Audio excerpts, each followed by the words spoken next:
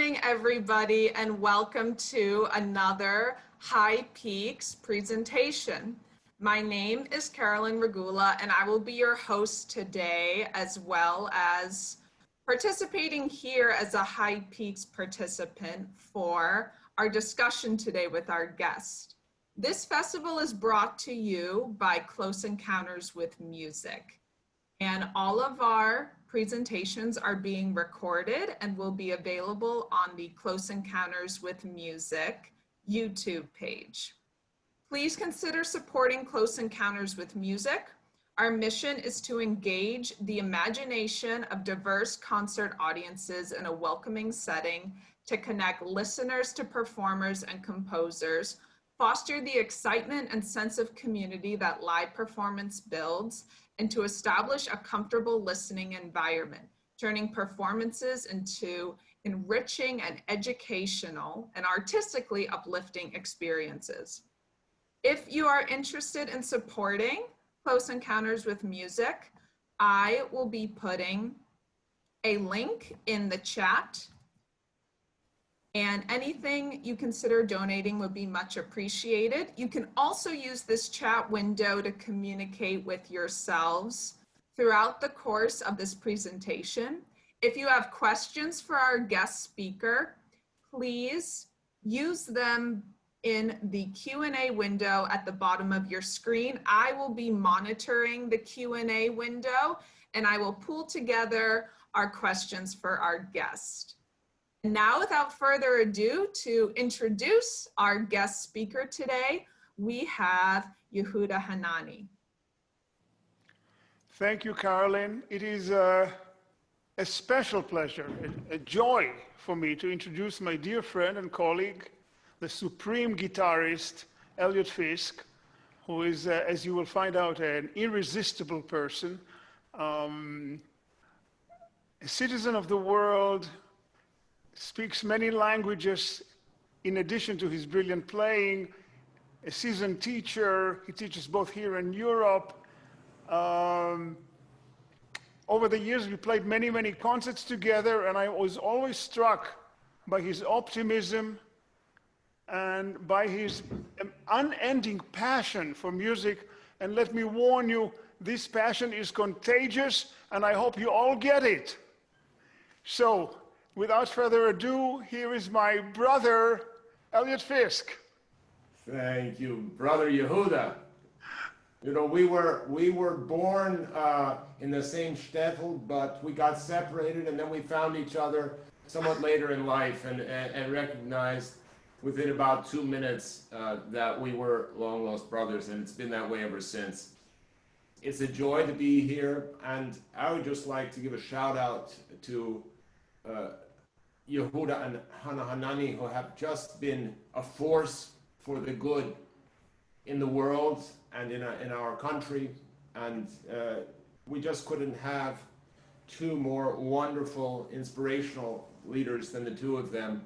And I know the team they've assembled at this wonderful festival is molded in that same glorious image.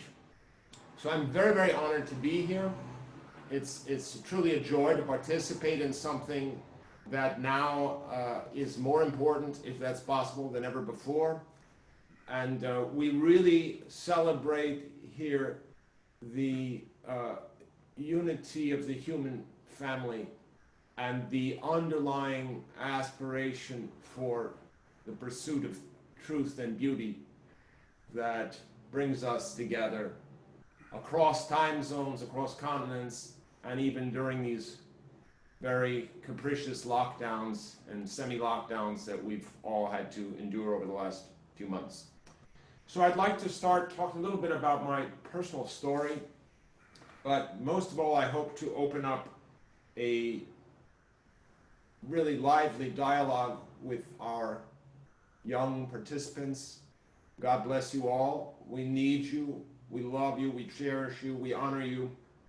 And you are our future. And we in the older generation, and I know I speak for Brother Yehuda and myself, till our dying breath, will do anything we can to help you and to support you as you pick up the mantle and carry on the noble struggle for what Schubert called the holde Kunst, the noble art of music. So just a few words about my own story, and I don't want to take too much time with that, but probably the reason that I'm a musician is that my only blood brother, born brother, had Down's syndrome. And probably most of you know that that's the result of a genetic anomaly, that instead of having 2 chromosomes, there's one pair, I believe it's the 21st, that has an extra Y chromosome. And the result of that is mental retardation and various other problems. I would say my brother's existence was the Big Bang that was practically, if you really looking back, it was really the main event of my life. Probably everything that I've done has in some way or another been a consequence of that. And maybe that's why I was drawn to the guitar, a very kind of intimate instrument, an instrument that's known as the most popular instrument on the planet in terms of sales of guitars, I guess. But it's a fascinating instrument. And what always intrigued me was that it's sort of a combination of something could be very aristocratic or very, very popular. So it unites body and soul, heart and mind, now in the present and in the past.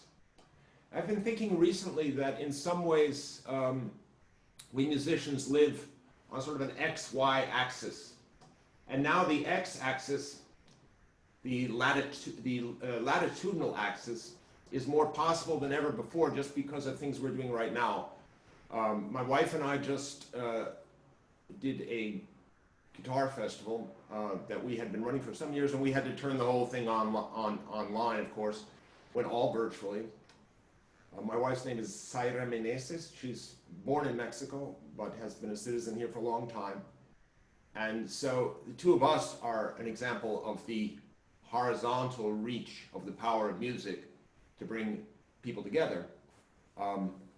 There's also what I would like to call a longitudinal reach, the y-axis, for want of a better analogy, which goes back in time. And this links us to all the people who've come before us, who've prepared the way to create the musical language that gives form, purpose, and meaning to our lives. So I thought it might be fun to start off with a couple of pieces that go way back in time. I'd like to start with 2 pieces, very short pieces, written around 1546, or at least published in that date, by a, to most listeners, obscure but genius Spanish guitarist named Alonso Mudarra. Mudarra played an instrument called the vihuela, which was basically what we'd call now a 12-string guitar. A 12-string guitar has double strings, so instead of just 6, it has 12. But the vihuela also had 12 strings, but they were tuned just slightly differently, so that recording has stopped. Are we okay? Okay, sorry. Okay, I got a sign. Something said the recording has stopped. I don't know what that was about. All right. Anyway, the vihuela had these 6 double strings, but other than the modern guitar is tuned like this, but the vihuela was tuned so the third is in the middle. So that's what we call a scordatura, or a change of tuning. And to imitate the effect of the double strings, I've put a capo on at the 3rd fret here, which makes a sort of a more transparent sound. And Mudarra has quite a number of pieces, maybe, I don't know, 70, 80 pieces, written in what we call tablature, which gives the string and the fret. A lot of popular guitar music is still using tablature, but tablature was a very useful thing for many centuries, and was used even by the great art composers like Mudarra. So this first piece I'm going to play is a very obscure piece. It's imitating the vocal contrapuntal style inherited from Josquin des Prez and the great masters of the Renaissance. The second piece is totally wild, and I'll talk about that maybe right before I play it. The second piece, he says, imitates the harp in the manner of Ludovico.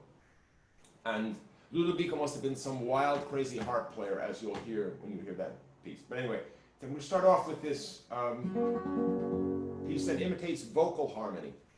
And it's a very recent transcription that I made, and it just popped into my mind that it kind of showed that the two sides of the guitar, the popular, the aristocratic, and the popular, go way back in history. So here's Mudar's Fantasia, as he says, in the 5th tone, which means it has a lot of Lydian scale, normal major scale, Lydian scale, raised 4th degree, 1, 2, 3, not this 4th, but this. Of course, Beethoven wrote one of his most immortal string quartet movements, the Heilige Dankesang, from the string quartet, Opus 132, also using the Lydian mode. So it has a great history, this mode.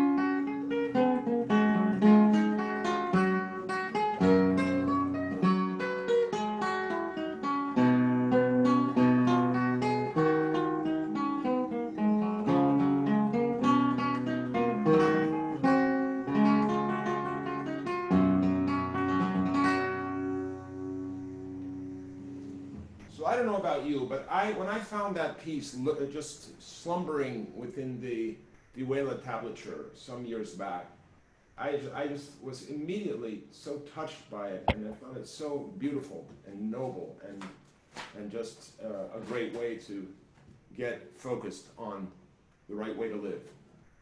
The next piece is called Fantasia che contrasse l'arca nella maniera di Ludovico, the fantasy which imitates the harp in the manner of Ludovico. I don't know if any of us, even the most enlightened musicologists, knows who Ludovico was, but he must have been some very crazy guy.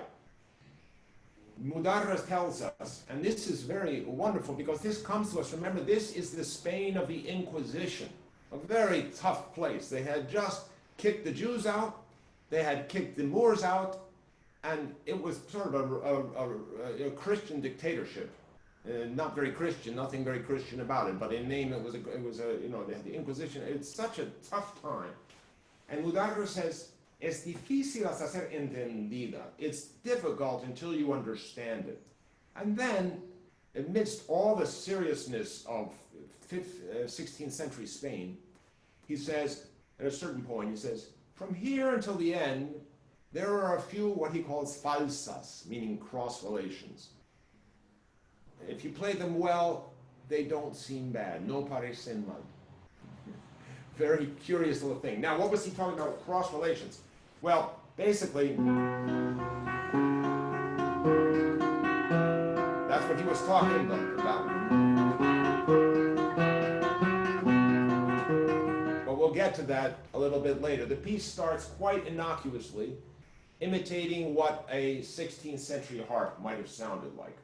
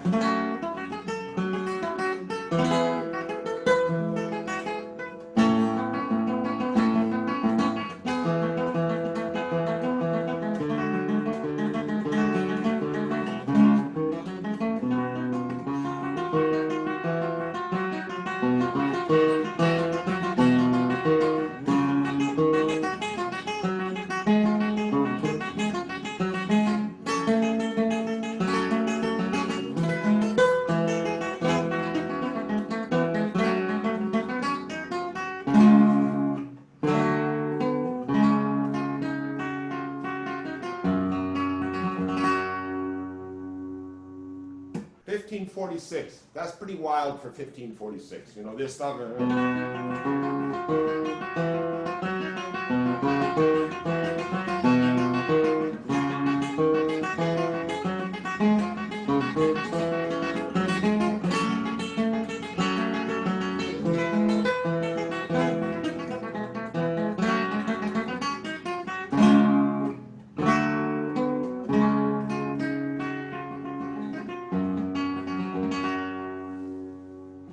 So those kind of, even going way back, we see these two sides of the classical guitar. One very, very elegant and one sort of more, a little bit wilder at times. And when I was about 7 years old, my parents, especially my mother, thought it'd be a good idea to get something we could do as a family together, because as I said earlier in the talk, my only brother had Down syndrome. This is, you know, he was born 1957, it's a long time ago. And the resources available to handicapped people were significantly less than they would be today. So she thought, well, we could all sing songs to the accompaniment of the guitar. So she sent my father out to get a guitar. He came back with two of the world's worst instruments ever constructed, a banjo, which was really, really bad, and a guitar, which was almost as bad. Anyway, I started to play on the banjo, and the banjo had really high steel strings, and it hurt my fingers. So after about a month, I wasn't playing the banjo, but I got interested in the guitar. And 3 months after the purchase of the guitar, I was still fooling around with it. And I remember the day my mother asked me, would you like lessons? Well, that seemed to me like an untouchable luxury, a complete impossibility. Who could possibly have enough money for guitar lessons? But anyway, they asked around, and they found a guitar teacher who had participated a little bit in the very famous classes of Maestro Andres Segovia, who was basically to the classical guitar what Einstein was to physics. Andres Segovia was born in 1893 and became the most famous, justifiably so, and sort of guitar messiah in the history of the instrument. Anyway, Segovia was giving these summer classes in the Italian town of Siena, in the Toscana, and one of his sort of hanger-on students was this man who started to teach me. Anyway, in that way I began to play classical guitar. Little did I guess that 12 years after I started to play classical guitar, I would be sitting in Segovia's hotel room in New York City, meeting him and playing to him. But that's how things are sometimes in this life. Anyway, Segovia became my mentor the last sort of 15 years of his life. When I met him, I was 19 and he was 81, so our ages added up to 100. And I found him, of people I've known in my life, like a completely transparent mountain stream, in the sense that there was no barrier between him and anybody he was with, even though he had this sort of magisterial quality to him. You know, there was certainly, he was like a born king, but he was to me, in any dealings I had with him, incredibly open, honest, sincere, and completely unaffected. And I think his music showed that, you know, that he was unafraid of Elliot, bearing his soul. Yes, please. is it okay to interrupt you at this point and throw a question? Please. Because I think it will relate to you. We have a shared experience.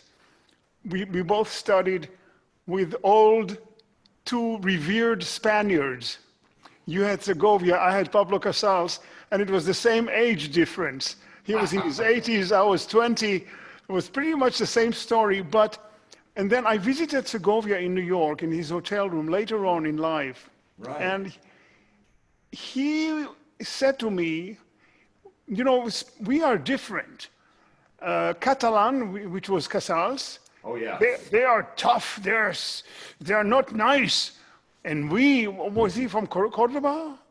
Oh, he's about, actually, Jaén, he was born in Linares, but he grew up in Granada, actually. Granada. So he said, we Granadans, we are kind, we are sweet. And he was implying really something about Casals. I guess there was rivalry between those two ancient Great Well, musicians. also politically, a couple of things. Politically, Segovia's house was burned by the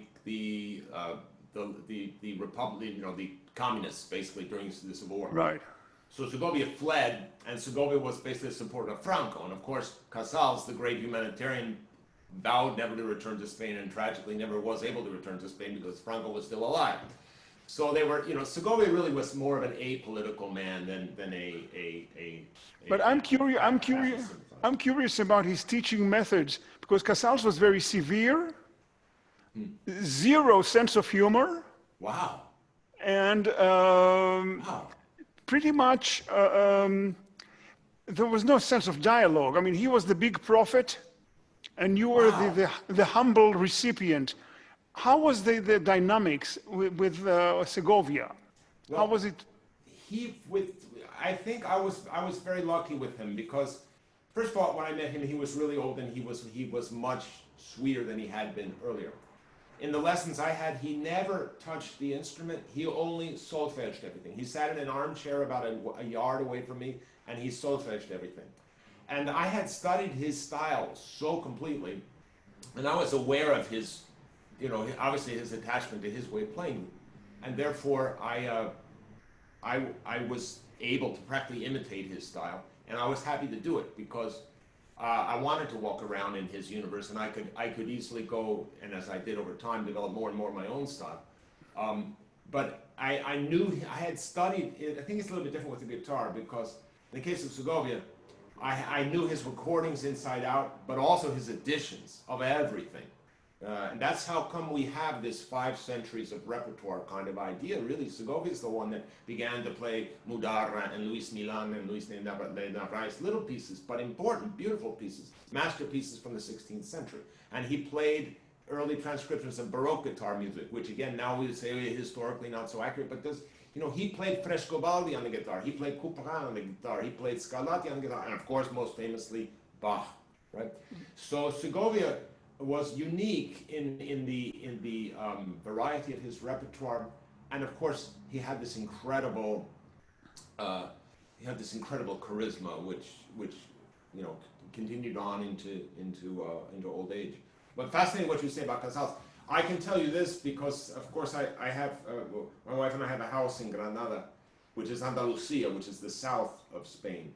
And between Andalusia and especially the Catalanes, the people from Catalonia are very proud, have always wanted to be an independent nation, have their own language that goes way back, and are famed in Andalusia for being, there's definitely a prejudice against Catalonia in Andalusia. But Catalonia right now has about, 30% Andalusians who've gone there to look for work because, of course, Barcelona, Catalonia, that's more the industrial heart of Spain. So it's a curious thing.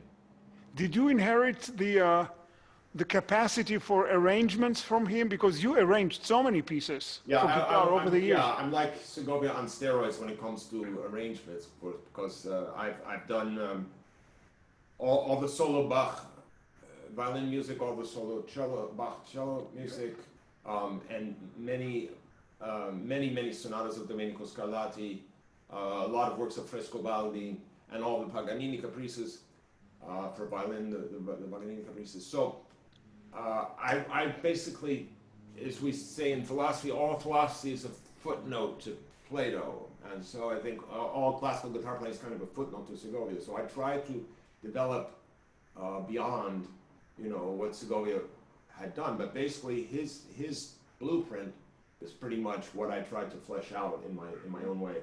I think with what I wanted to do was, unlike Segovia had the benefit of a formal education, the benefit and the disadvantage of a formal education, but I also had another fantastic mentor named Ralph Kirkpatrick, the genius harpsichord player who also cataloged all the Scarlatti sonatas and recorded all of the works of Bach, etc., who became my mentor in my last years at Yale, and was, I would say, the two of them, Segovia and Ralph Kirkpatrick, were the two guiding mentors of my formation. So I also inherited from my father, who was a college professor, sort of an analytical bent and a curiosity with history.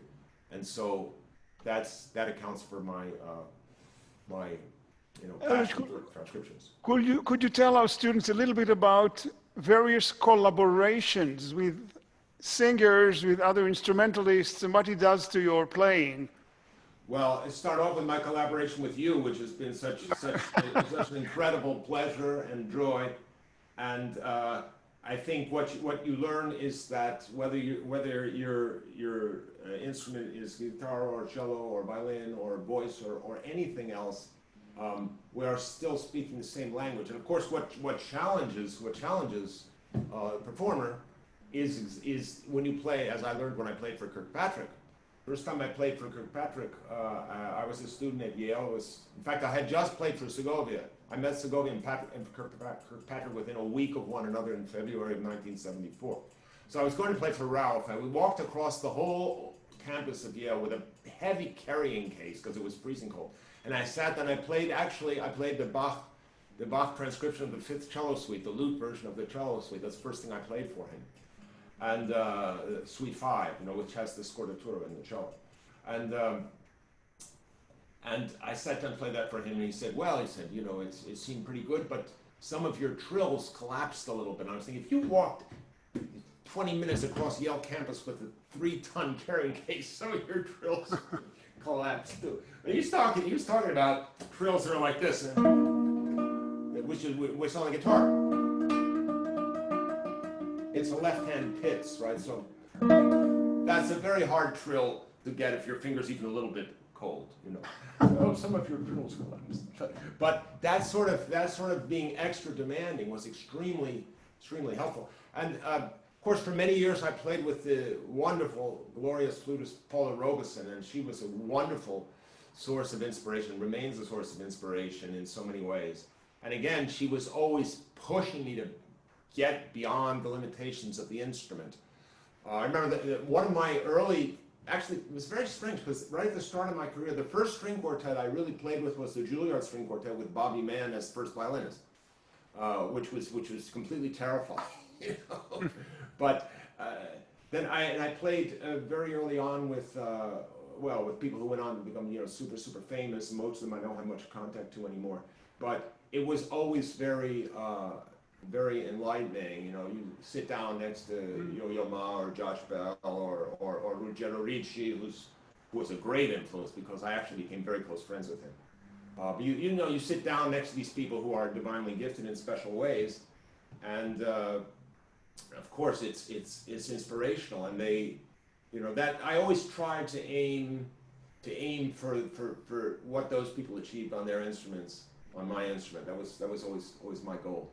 And remains my goal. But just as you suggest, anything that gets you out of your comfort zone, that gets in what I call the guitar ghetto. I've never been a happy inhabitant of the guitar ghetto. And in fact, the composers I've worked with, which are a number, I don't think there's one that ever played the guitar. And again, the composers are asking you to do things they imagine on the instrument that may or may not be possible. And so you learn, first of all, to stretch yourself to do the impossible, but also you learn, and this I really learned so much working with Robert Beezer, who's written for the two of us, in fact, with voice, which you kindly commissioned. And we've recorded and played his works in your masterful arrangements. But Bob Beezer, I met almost day one at Yale, and he has been writing for me for a long time. And so we had to rewrite things. We did. Excuse me. Were there other composers that you collaborated with? Yeah, well, the main ones that are most famous would be George Rothberg, who wrote a number of wonderful pieces for me. And I also stole all of his Caprice variations for solo violin, which is about 78 minutes of music. And in fact, a lot of it works way better on the guitar. And I made a very free arrangement of that, but I made that arrangement and then I sat right next to George in his living room and played every one of those 51 variations for him and got his okay on them. So that was, again, another sort of fascinating collaboration. And of course, Luciano Berio wrote the guitar sequence for me, as well as a Chemin, which is his series that where he has an orchestra accompanying the solo sequenza part. So I got two big pieces out of Berio, which were very, very significant and important. And then I've worked also with a number of other composers who may be less well known, but were incredible quality. One, an English composer named Nicholas Maw, who wrote a huge work based on a tune from the Mendelssohn String Quartet in A minor. And then Kurt Schwertzik from Vienna, one of the sort of the third Viennese school, who writes actually tonally again, wrote a number of wonderful pieces as well. And then there are a lot of other composers that I've worked with. Leonardo Ballada wrote a wonderful guitar quintet based on Lorca songs. Young Kurdish-German composer Ralph Kirkpatrick, who lives in Boston, wrote a huge song cycle, huge, for soprano and guitar, based on the diary of Käthe Kollwitz and on some of her engravings. So what tended to be written for me were very, very big pieces, because I was trying to get the guitar out of its reputation of being a purveyor of sort of delicious tidbits, and I wanted to work on the big arc, the big form, the big structure. Before I pass on the question and answer to our lovely students, I just want to mention to them, to all of you, that 2 days after the festival is over, Elliot and I are playing a live streamed concert from an empty concert hall. And many of our own arrangements will be on the program, so be sure not to miss it, and you'll get a real sense of what it's like to mix the singing voice of the cello with the strumming magic of Elliot's guitar all the way from Bach to Villa-Lobos. And now, Elliot, if you are ready for our students. Yeah, I'd love to. Elliot, we actually, our Q&A window has been buzzing. Well, great. Your Let's go. chat. If we all up here in the panel row wouldn't mind, I would love to ask some of our attendees questions first. Sure. Because we got a lot of stuff regarding Segovia. First question, somebody wanted you to repeat the names of the composers of the 16th century Spanish pieces. Okay, I'll type it into the chat here. How about Thank that? you, Elliot. Yeah. Alonso Mudarra, 1546. Thank you. I would not want to try to guess how to spell that. Thank you. 1546 is the date of his book, and I have a facsimile of it right here. It's called Tres libros de música en cifra para vihuela. 3 books in tablature for the vihuela. And the tablature looks like this. So you see each line is a string, and the numbers are either the fret or the 0 is an open string. So that's what, and then when I write it out, of course, it looks, well, a student of mine actually put this in finale, and I had to make corrections, but of course it just looks normal, that's just what I wrote. So, Alonso Mudarra is an absolute genius, phenomenal genius. There's a whole bunch of them. This was called the Siglo de Oro, the Golden Century, because there were, Spain was a big world power, was just starting to rape all of Latin America and take all the gold and the jewels and,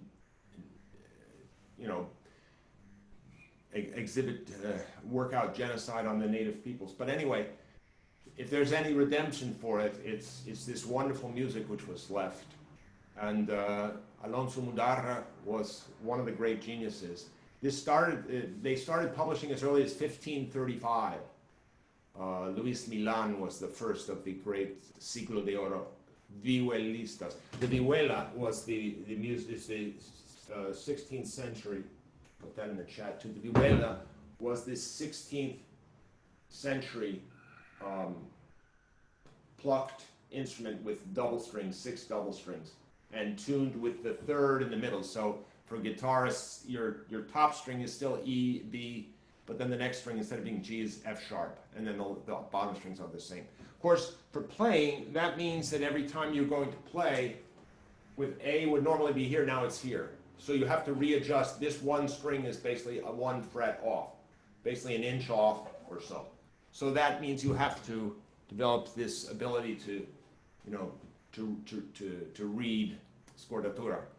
Unlike the Bach Fifth Cello Suite, where he writes the finger position, which if you're a non-cellist and you're reading the manuscript of the Bach Fifth Cello Suite, you go absolutely berserk. Because every time you get to the A string, it's tuned down to G, and everything's written a whole step off. So that's one manuscript I cannot read at all. Anyway, any more questions? Yes, actually one from our violin faculty member, Peter Zazovsky. Oh, wonderful.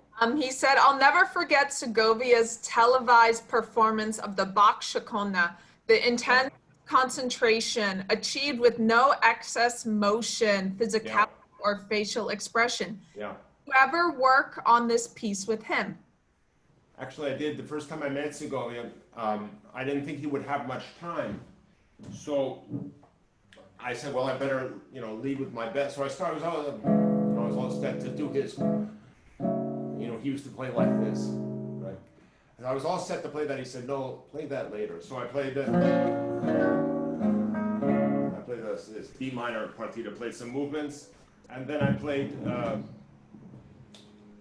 some Scarlatti sonatas, and at the end, the first time I met him, I played his transcription of the Chacona, which of course in those days we called it Chacon. I don't know why it went into history of Chacon, because I have never seen anywhere in all of Bach's manuscripts that he ever used the French form of Chacon, where he did use sometimes bourrée or borea, you know, there is, or allemande, allemand, but in the case of the Chacona, that's the only time he actually called anything Chacon, although there are a few figure-based variation pieces that are, you know, similar in their structure. But anyway, at the end of this very first meeting in February of 1974, I played the Chacona for Segovia in his version.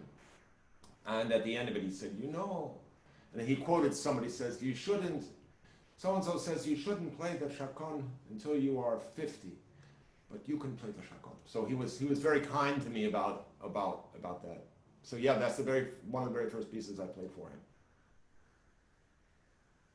Wonderful. And we have another question from a Wayne Foster Smith. I remember you playing with Gideon Kramer in the Aspen tent.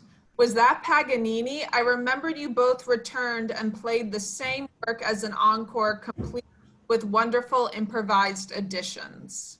Yes. With Gideon we played in Lockenhaus at his festival, which, you know, was such a wonderful magnet for amazing people for a long time. And then that same year, it turned out that we were both going to be in Aspen.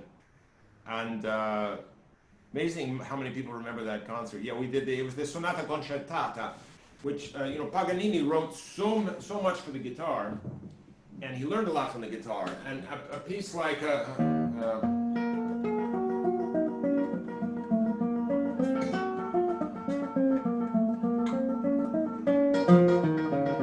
or this one.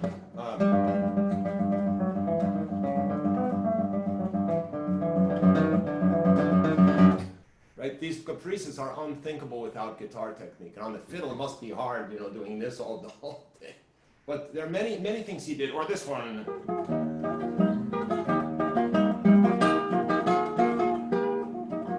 You know, he must have learned that from the guitar. These certain caprice things, you know, certain effects.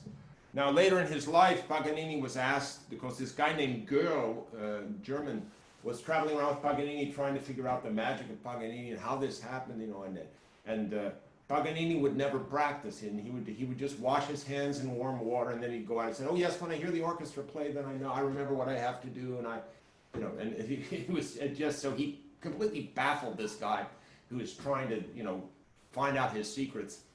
And then he said, the girl says, well, you know, I saw a guitar hanging up on the wall in Paganini's room. I said, Maestro, you know, what's with the guitar? He said, oh, He said, when I was young, I amused myself a pizzicare la chitarra, you know, to pluck away at the guitar. But it's an instrument of no value to me. I just use it to stimulate my harmonic imagination every once in a while. Well, he left, I don't know how many hundred solo guitar pieces. He left 2 very good trios, cello, violin, guitar, viola, cello, guitar. 2 very, very good ones, and another one for that combination. Of course, lots and lots of music where the guitar's just playing chords and the violin's all over the place. But there's one piece where the 2 have an equal part, and that's the Sonata Concertata. That's the piece I play with Guido. Then there's another piece, a very curious piece, where the guitar does everything and the violin has like a few tiny notes. And that's it's an anomaly. Guitarists tend to play it as a guitar solo because the violin part is so minimal. But in fact, the violin part, although it's minimal, is absolutely delicious, and only a genius could have written it. And not only that, Paganini in that piece, he does these crazy harmonics. I mean, that is crazy. Nobody does octave harmonics here. It's almost unplayable. Let's see if I got it last time. I mean, it hardly sounds on the modern guitar. I don't know how he would have done it. To this day, I have no idea how he did those harmonics. But he figured it out. And all the guitar geniuses of the century, nobody figured it out. So I remember when years ago when I was very friendly with Ruggero Ricci, who was like just a wonderful, glorious colleague, and we played together. We were great friends, and he gave me a lot of ideas for repertoire, and I'd steal every piece because Ruggero played more solo violin concerts than anybody in Christendom. I mean, it's unbelievable. And anyway, Ruggero was always, incredible. Of course, he recorded the Caprice I don't know how many times, direct to disc and live and video, and you play concerts with the 24 Caprices up until, 70, 75. It was unbelievable. There's the recording of him playing live in Hong Kong, all 24 Caprices from a concerto. It was put out as a CD. It was astounding. Anyway, this was just a great education for me to be able to hang with this kind of people. And we just have one more question from our audience, but before I ask that question, you got a note from a Jackson Pope who says, "Hi, I'm Jackson Pope. My father, Jeb Branford, class of 75, wants me to say hi and compliment you on how well you continue to play. Also, I have another connection. My high school orchestra teacher, Thomas Hartman, also studied with Segovia, in the 60s. What a small world." Yeah. Another question we have about Segovia. He has very unique fingerings. What can you tell us about them in both hands, and do you use some of them? I use a lot of them, or I use things learned from him. Again, Segovia's fingerings are so personal and so built to his particular sound and interpretation that almost out of respect, sometimes I don't use them because I don't think I could play in his style anything like he was able to do, and it's better for me to play in my style best I can.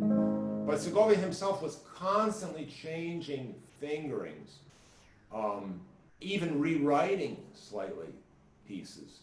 Right up to old age. I remember he played in Germany about 1985, and 2 years before his death, and it was astounding, and I went to he called me up and I came to have lunch at the hotel, and I got to the hotel and said, "Oh, his son is here."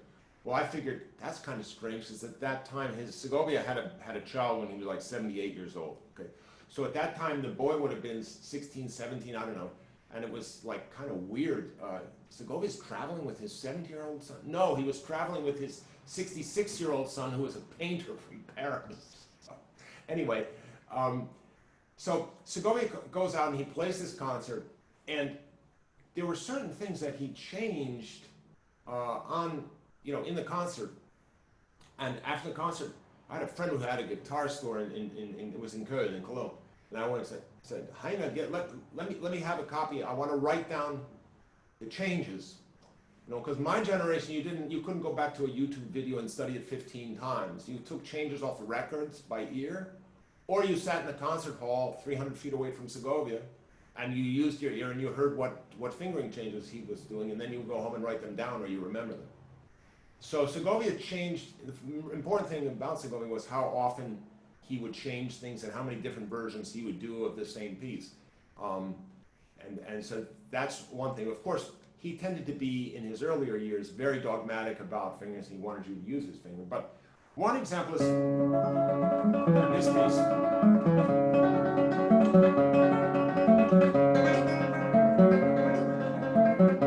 Okay, now most people do this. First of all, the generation right after us ago, we played this lute prelude, which is in 3/4, and no Baroque player would play it this way. But the classical guitarists used to do this.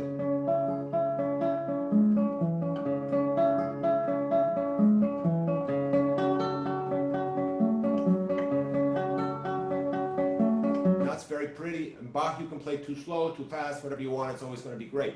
But I don't think that's what Bach wanted. I think this is the piece. You know.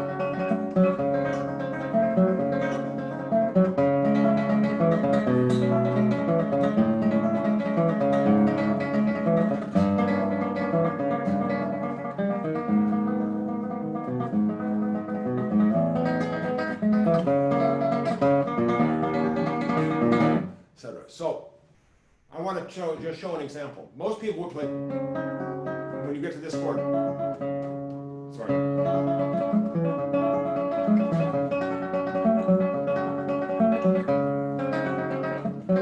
People do this fingering.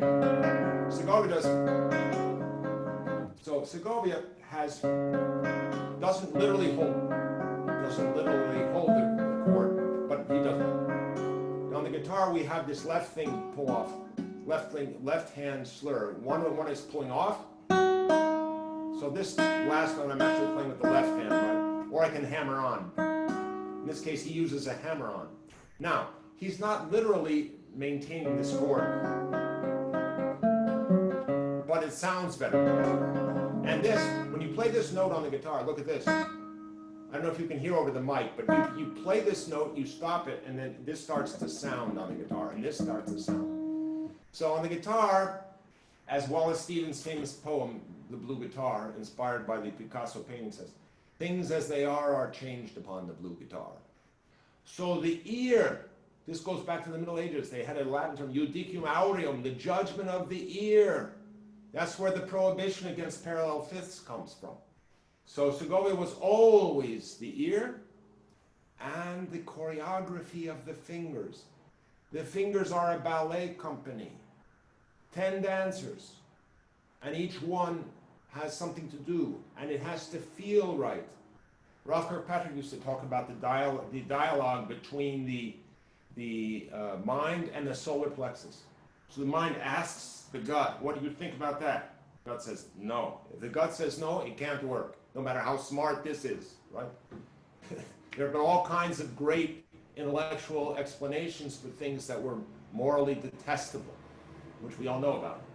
And don't let this fool this, but don't let this fool this either.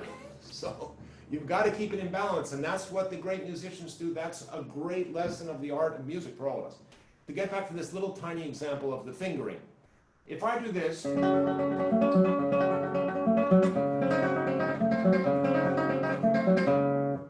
I can do it, but it's not as pleasurable to do. Why? Because I have this shift. I move one finger and I have an open string here, another open string here. Open string is when there's only one hand playing. This is much more pleasurable playing.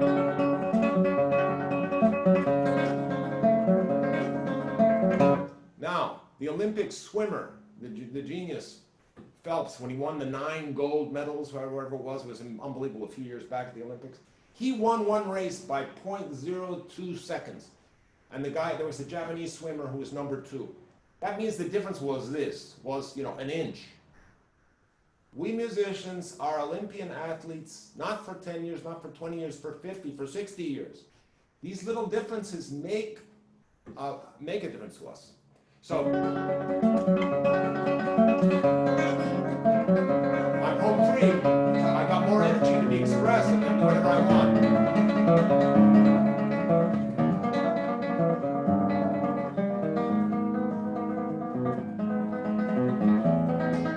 This was a Segovia Fingering, right? The bar of the fourth finger, playing very unusual,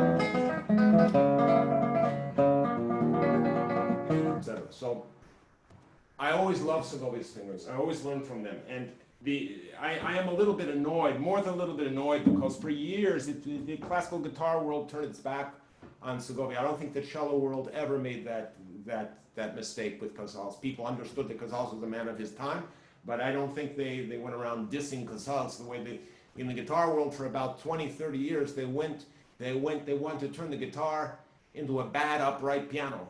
So every sound is the same. Tiki, tiki, tiki, tiki, tiki, tiki, tiki, tiki, tiki, tiki, tiki, tiki. The whole point about playing music with a person is that a person is not a machine, you know? So as much as we admire people who have developed, you know, sometimes perfect techniques, if there's not a beating heart behind it, if there's not a personal sensibility, if there's not a personal touch, personal contribution, what use is it? You know, don't try to be Segovia, try to be the number one you. Nobody could be you as well as you can be it. So why do you want, you know, don't try to be a machine. Why should you want to be a machine? The machine is always going to be, the machines can beat the chess masters now, for Christ's sake. You know, but it's still not the same thing. You see some little 8-year-old chess genius beating, you know, grand masters. Well, it's incomparably more exciting than some machine that's been set up, you know, in a superhuman way. So this is the message that still resonates inside of me from the many years under Segovia, studying his editions. Oh, Segovia's scales. Oh my goodness, Segovia's editions of the diatonic major and minor scales. Just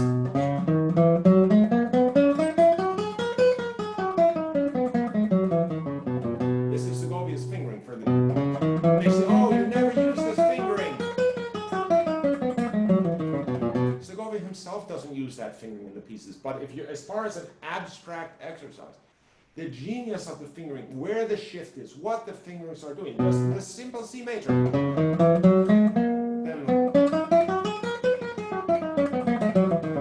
it's an enjoyable fingering to play. Your fingers feel well.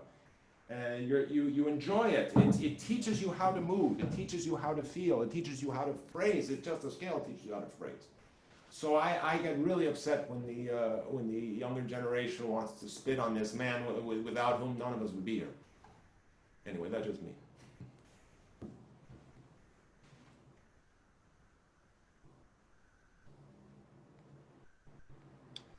Great. So I don't believe we have any. Oh, wait, we might have just gotten one. Yes, we got one more last minute question.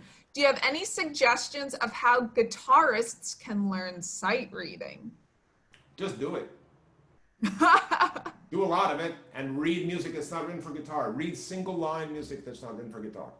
Take an orchestral score, read the flute part horizontally. That's just a few bars, then you don't have to turn the page anyway.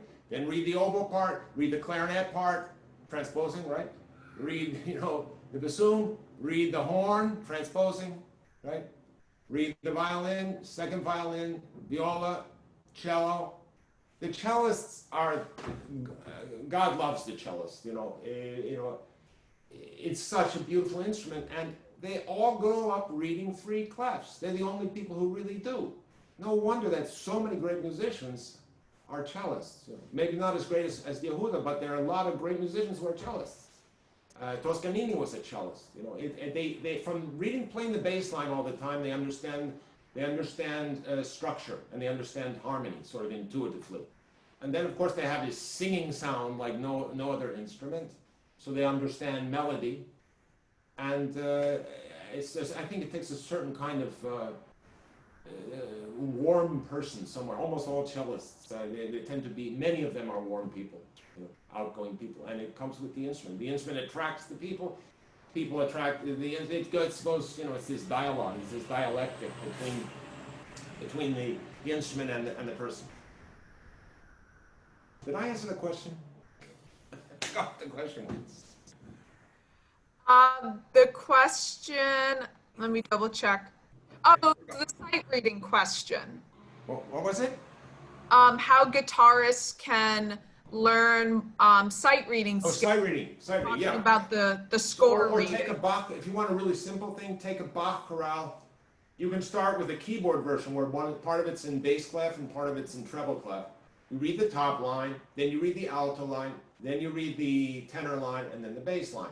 Then try and read the top 2 lines at pitch and the bottom 2 lines at pitch. Then get a friend and trade off. Have the friend read the top 2, you read the bottom 2, then you read the etc. This kind of thing. That's how I learned to sight read, really, from doing so many transcriptions and having to read a lot of different, you know, a lot of different clefs and things. So when I'm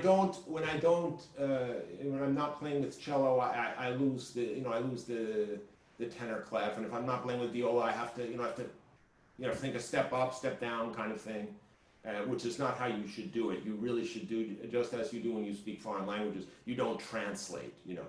That's very inefficient, but for a while you may have to start translating like that. Thing with the guitar is, for example, I developed an exercise for contrary motion. Right, so that's just on the piano it's very easy to do. On the guitar it's very hard.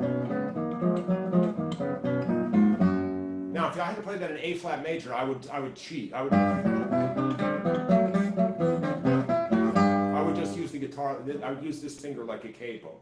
Now, if I play in A major where I have more open strings, I would change the fingerings. But in A flat major on the guitar, it's probably pretty much going to be that. Or like those of you who know.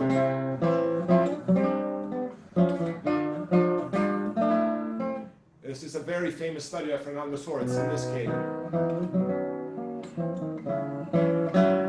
But you can play it in D flat major, you know, by just doing this. It's kind of cheating. It's kind of cheating.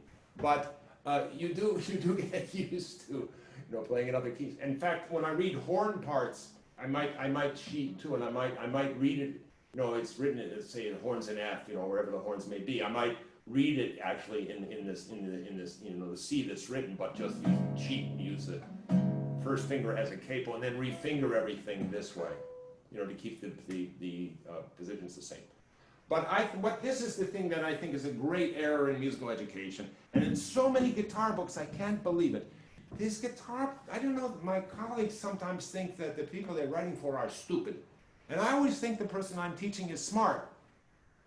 And, they will write out every permutation of something. For example, Segovia had right-hand scales, fingerings. In the right hand, we don't use numbers on the guitar. We use the Spanish pulgar, P, índice, I, medio, M, and anular, A. So P-I-M-A. And this is C, chiquito. So Segovia's scale fingerings were I-M, or index, middle finger. Always I-M, or M-I. Or M-A.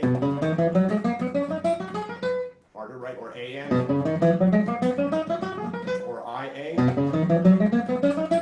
Or A-I. And the weirdest one of all, I-M-A-M, I-M-A, I-M-A-M, I-M-A. But basically, if you analyze it, I-M and M-I are the same thing, either forwards or backwards, right? So in teaching, I like to simplify, and I'd like to get the people to start to read backwards. Now, I was teaching a class and think backwards. So anything goes forwards goes backwards. Now I was teaching a class in Spain one time. I had an Egyptian kid in the class, and I was having them play difficult passages forwards and backwards in 12 keys. And none of the Western countries people could read right to left. Of course, the Egyptian kid could very quickly read right, as would any Israeli be able to read right to left. This mental flexibility is a fantastic thing. It's a great gift, and it's always overlooked. So rather than cramming your mind full of too many details, which will confuse you when you get on stage, If you just think, if you get used to practicing everything forwards and backwards, transposing things, you know, I have to laugh at these these people that want to, you know, say, oh, slow down the aging process and, you know, do some puzzles. I think, just do music. You know, it will keep you until you really, you know, become incapacitated. It will keep you going forever, because you have basically to certainly play music well. You have to be so alert mentally, and so much of it comes from here. This is the conductor, and you know, these are the orchestra players. The conductor's confused. These guys have no chance. But if this guy, you know, believes in him or herself, then you have a chance. And I think too much teaching has to do with criticizing the student, which of course has its place. Constructive criticism has its place. But I also want to make the students aware of what they naturally do well. So there are a lot of things you don't even have to practice on the instrument. You could practice it lying in bed. You know, why don't you, you know, lie in bed and practice? Many things you practice in bed without touching the instrument. But then there are some things you have to practice on the instrument. And for each person, this would be a little bit different. So I try to do two things teaching: naturally to point out the areas that need improvement, but also to make people aware of the areas that they're naturally in which they're naturally talented. It makes their practice much more efficient. That's my opinion. Brother Elliot. Brother Yehuda. I look forward to our concert next week. Thank you very much. Always And I think if all the questions are done, I just want to thank you for this inspiring hour. And what else can we say? Do you have a final message to our young 46 artists? I think it's just wonderful that they are wanting to devote their time, their energy, and their good spirits to this noble art form. And there's a lot of work to be done. So we need each and every one of you. So keep working hard. Keep your ideals lofty, and you're certainly in the best possible hands with Maestro Yehuda there. So keep that connection strong. Thanks again, Elliot. Thank you. Until next week. Carolyn, do you want to close the meeting officially? Yes, I can do so. I just wanted to see if any, myself as a cellist, and then we had 3 of our vocal participants joining, if any of us had any last minute questions for Elliot while we're still online. Milla's raising her hand. If there's time, sorry, I promise it'll be brief. Hi, thank you so much for such a stimulating presentation. I myself am a guitarist as well, although I'm primarily a vocalist. And recently, in December, I started accompanying myself, mostly Spanish songs by Chabuca Granda. I'm Peruvian, so I have that special connection with her music. I was wondering if you had any suggestions for things I could pick up in Spanish. I know you have a lot of experience Spanish language songs? with music. Yes. Yeah, well, there's a lot. There's a magnificent cycle. I don't know what your range is, but I'm a mezzo soprano. Mezzo. Okay, that makes it a little. Perhaps they could be transposed. I don't know, depending on the range. There is, I believe, there is a wonderful song cycle by Castello Tedesco. I think it's perhaps for baritone, but might be doable as a mezzo as well, which is called the Divan of Ibn Ezra. Mario Castello Tedesco was a great friend of Segovia's. He was Italian and he was Jewish, and so he had to, of course, flee Mussolini. And at the end of his life, he wrote a lot for guitar. And at the end of his life, he wrote this piece, the Divan of Ibn Ezra. I'm trying to put this in the chat now. Oh yeah, that would be helpful. Ibn Ezra. Mario? It's going to take me a while to type this name. Castelnuovo Tedesco. German Newcastle. Yeah. I believe that might work for mezzo. Some of the Schubert songs that were transcribed during Schubert's life for voice and guitar were put in keys that might be on the low side as far as the vocal part goes. For example, I think Haydn Röslein, I think, was done in E major, where it's originally G major. So that would probably, you know, be possible. Certainly, but that's not really Spanish repertoire. For low voice, you know, mezzo and in Spanish repertoire, you may just have to change keys of things. But there's a wonderful cycle by, he was actually a student of Schoenberg, but this is a tonal cycle, Roberto Gerhard. Oh, I forgot the O, but you know, Roberto Gerhard, he was a Catalan composer. He has 7 popular Spanish songs called Cantares. And they're wonderful and really, really glorious. Sort of a takeoff on the Manuel de Falla, Siete Canciones Populares. Which, I don't know, you know, with mezzo, you have to, the keys would get hard for the guitar to do some of those songs, you know, down. I don't know however much it would have to be down, but depending on the range of your voice. I haven't done very much with mezzo.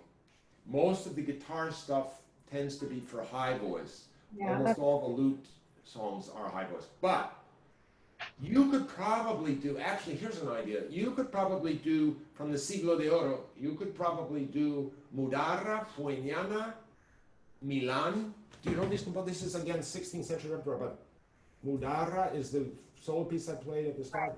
Milan, Fueñana, who was a blind genius. Again, this stuff, if you play it with a modern guitar, probably would work because it'd be down a third from what's written. And that would give you a start. I don't know if that's far enough down, but depending on your voice. But that stuff might work. And there's a glorious song by Fueñana called Rodrigo said it as well, but very high. De los Álamos vengo. De los Álamos vengo. No, Rodrigo said it.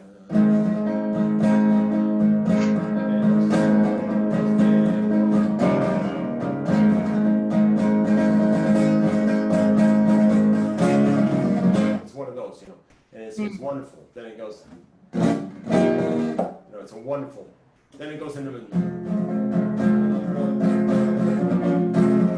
does that. It's basically the piano is trying to be a guitar all the way through. But again, it's very high. It's very high. You'd have to put it down. You know, it's but Fueñana has a very contrapuntal setting of it. There it's like a madrigal setting, and the vihuela has 3 parts, and the voice has another part, and it's the same tune going way back to the 16th century. De los Álamos vengo. Thank you. I've written down all these suggestions. Yeah, I think I put most of them in the chat. So. Prisha or Madeline? Prisha has her hand up. Go ahead. So in a few years, I'll be applying to colleges myself and going through that whole journey. How did you choose Yale to go to?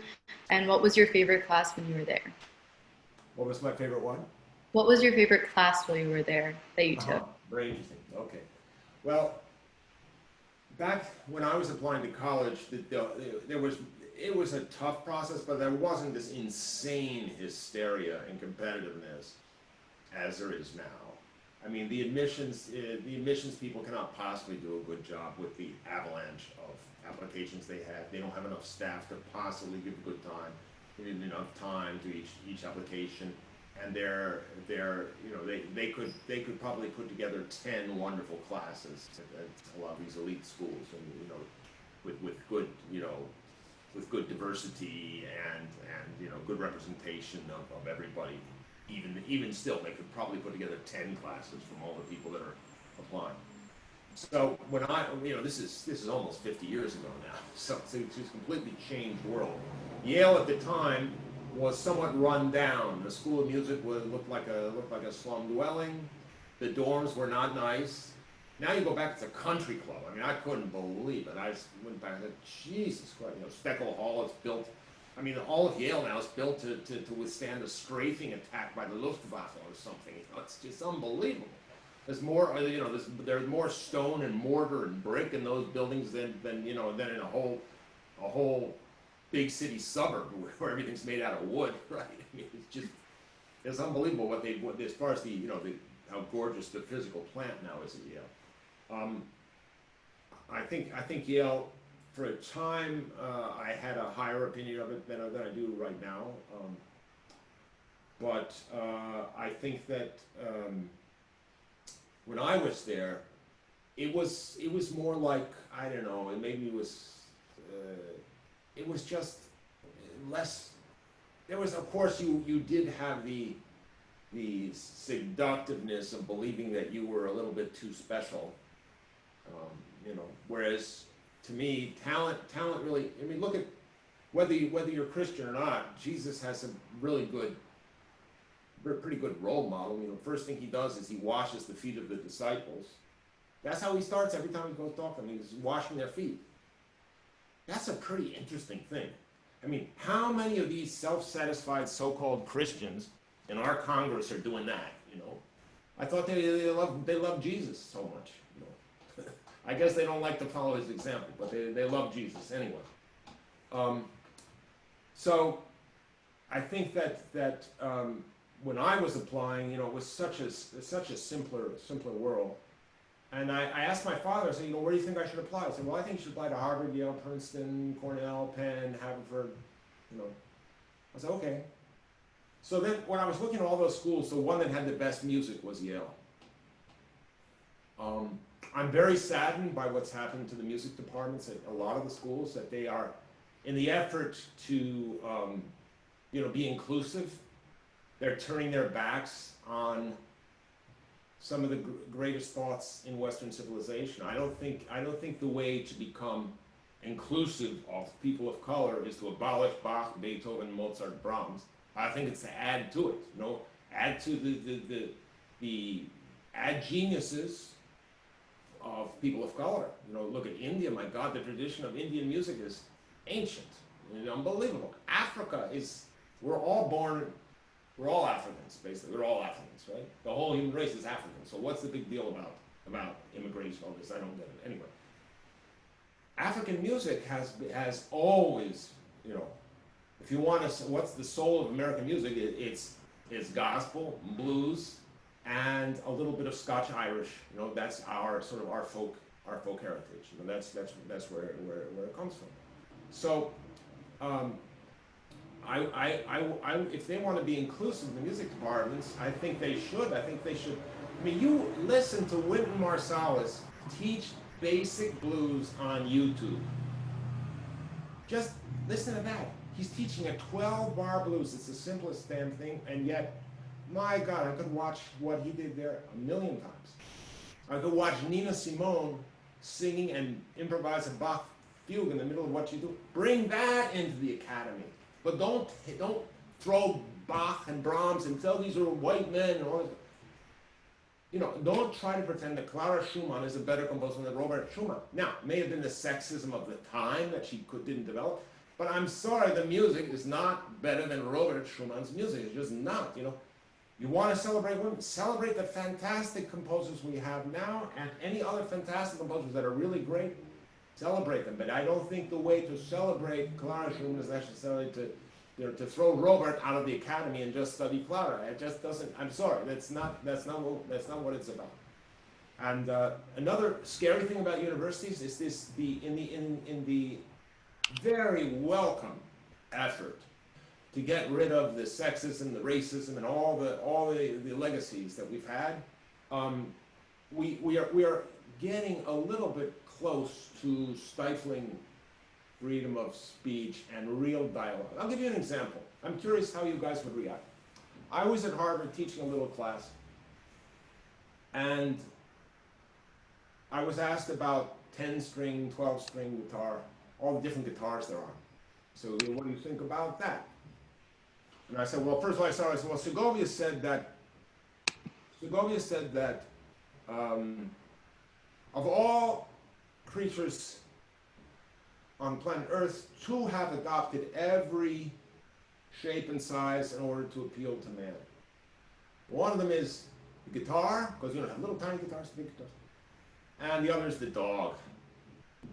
And so I said, you know, that. So I made kind of a joke, and then I don't know, maybe I'm not going to tell this anecdote, but anyway, it just suffices to say, I got into it a little bit with you know, some of the political correctness stuff, which I think people just ought to be really careful about how much baby they're going to throw out with the bathwater. The bathwater should be thrown out, no question about it.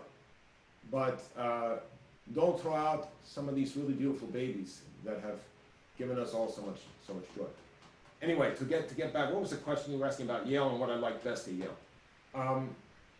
Yale, for me at the time, was great because it opened me up, got me out of the guitar ghetto completely. I was practically, well, first 2 years I was the only, and then Sharon Isman came to Yale, so then we kind of had this, you know, you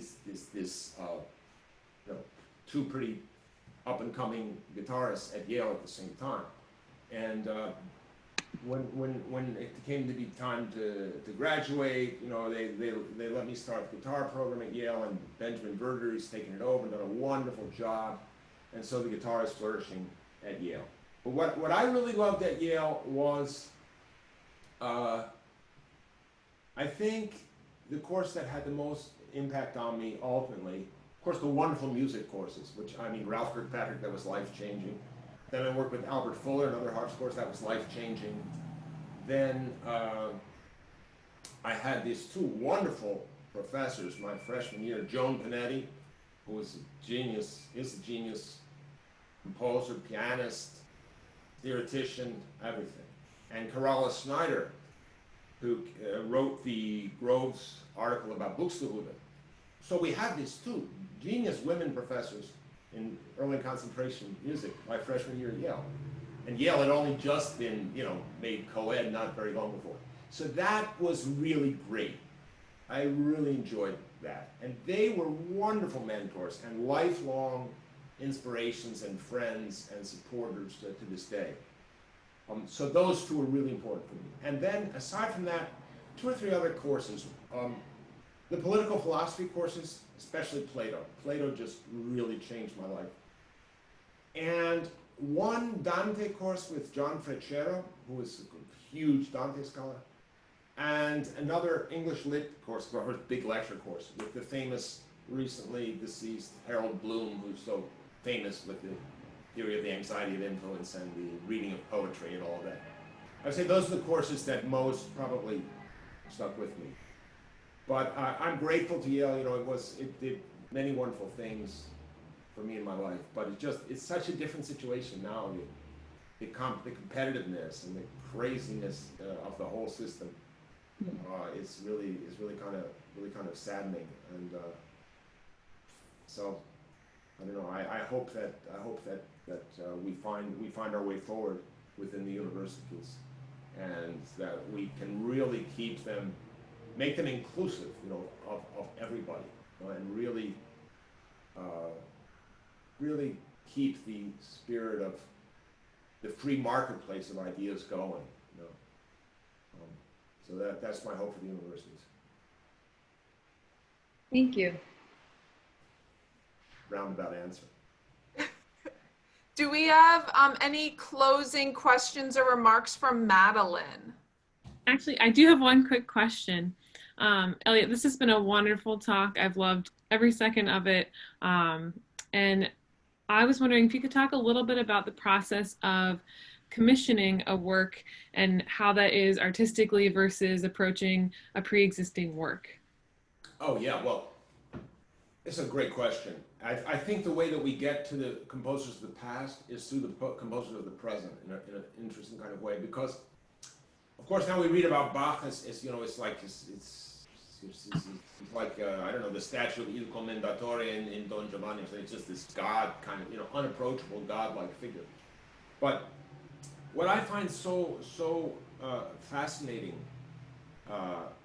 about working with the contemporary composers is you can see, for example, we agonize about certain notes in Bach's music.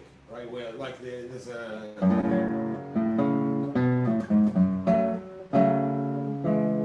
right. He never wrote that F sharp. You know, I would play the F sharp, but very unlike Bach to make a mistake. That's in the Siciliana, the B flat Siciliana, the G minor sonata. Or there's another famous E flat E natural debate in the G minor sonata. So all these little things that we struggle with hundreds of years after the fact, where we can't call Bach up on the phone and ask him, what did you mean there, maestro? So two things. First of all, trying to get close to the composer of the past, I always think, rather than asking Quantz or even Philipp Emanuel Bach about J.S. Bach, I would look in the works of Bach himself and try to find parallel passages or places where he uses the same harmony. Or since Bach writes so much vocal music, what kind of text is he using for certain harmonies or certain gestures or certain figures? And try to extrapolate that, through his oeuvre. By talking with the contemporary composers, you often realize that there are many ways to solve a question.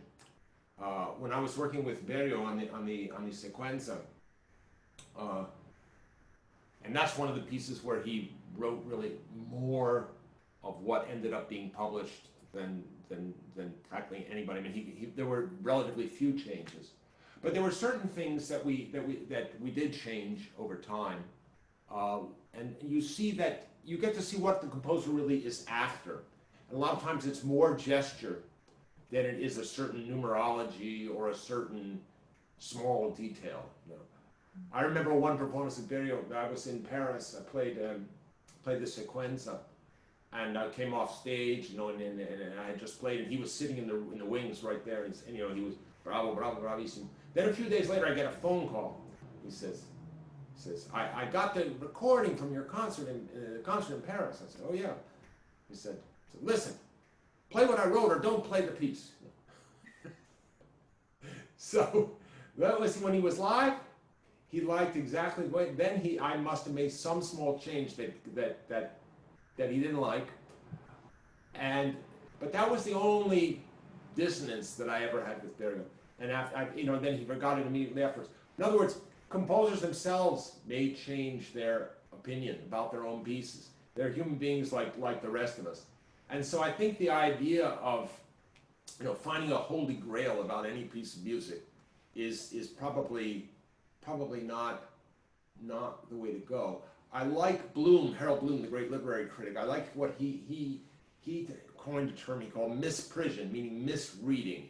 And I don't want to pretend to understand Bloom's very, very complex thought processes, but what he basically is saying is that we're kind of doomed to misread, misunderstand. We're gonna miss certain things.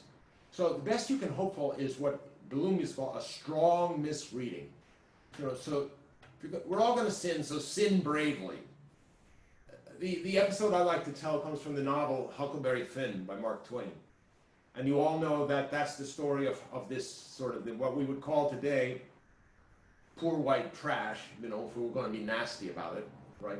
Huck Finn, his father's a drunkard, his mother's gone, he's raised in this one-room log cabin, father locks him up, he's miserable. He manages to sneak out, get away from this abusive, horrible father, and he goes down to the river in Mississippi, and he finds his raft, and who's down there? The runaway slave Jim. Right? So these two outcasts of society go down the river Mississippi on this raft forever and ever and ever, having all these different adventures. Well, you probably know that there was in the United States, before the abolition of slavery, there was this horrible law called the Fugitive Slave Law. The Fugitive Slave Law meant that if a slave had escaped, and you knew the slave was an escaped slave, and you did not turn the slave into the authorities, you became liable. You became subject to prosecution as basically a participant in abetting stolen property to remain stolen, or something like this. In fact, U.S. Grant, in his memoirs, the great general Ulysses S. Grant, our president after Lincoln, Johnson, then Grant was the next president in 1868. Grant attributes the fugitive slave law as being a big stimulant for the Civil War. He said it was bad enough that we had a company that was half enslaved, but when they put that fugitive slave law in, he said that just really stuck in our craw. So anyway, so Huck doesn't know it's called the fugitive slave law, but he's heard from all these pious people who've tried to reform him through Christianity and all that, and he said, you know, widow so-and-so says if a slave's run off, you've got to turn him in, you know. So, you know, I should be turning Jim in. So why didn't, you know, and he says, and widow so-and-so says, if I don't turn him in, I'll go to hell. And of course, the turning point in the book is where hell, and when Huck comes to the conclusion, all right, then I'll go to hell. He says that. And then with that beautiful irony, Mark Twain says, you know, I was so low down, I just couldn't turn him in, I was so rotten, I was such a bad person.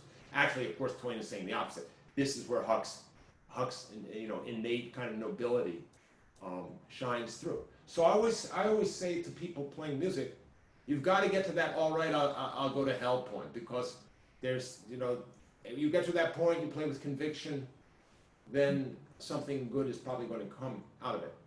Now, that requires a lot of soul searching and struggle, you know. So if you've got access to a manuscript of a composer, go find that manuscript and try and, you know, see what the composer originally wrote and what was published, kind of thing. You know, it's not an easy process of getting ready to go to hell, you know? But eventually, and that's what you learn also working with the contemporary composers. You learn what things really matter and what things matter less. You know, you learn sometimes the gesture is more important than the specific notes.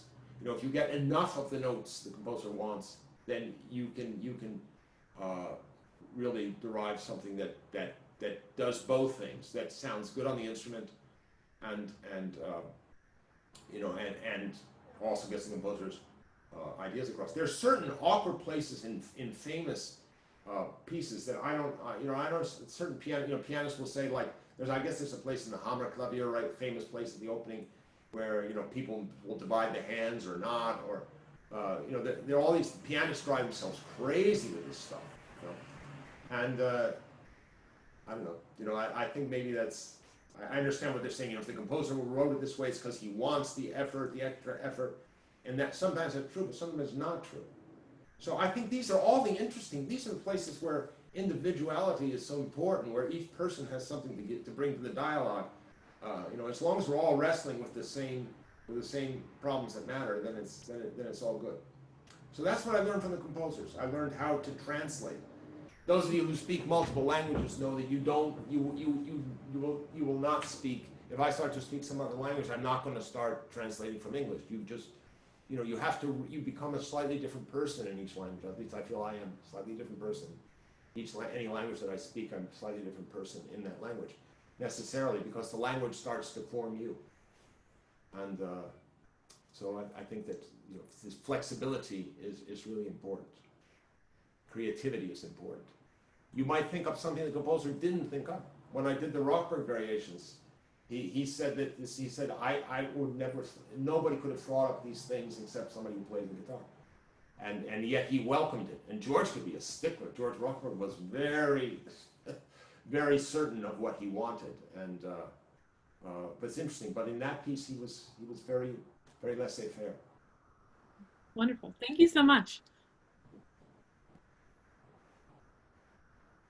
All right, thank you so much to our guest, Elliot, for such a fascinating talk, bridging so many different disciplines of music and experiences. And it was very fascinating for myself and my fellow participants at High Peaks, I'm sure. If you all watching today are interested in future talks or donating to Close Encounters with Music, I will include the link one more time. We have a calendar page where you can read about all of our future talks and to sign up. Thank you so much, Elliot. It was such a pleasure to have you. Pleasure. All right, and we hope to see you next time. We have a Baroque masterclass tonight at 7:30 p.m. Eastern Standard, and you can find that information on the calendar. We hope you enjoy the rest of your Friday, and we will see you next time.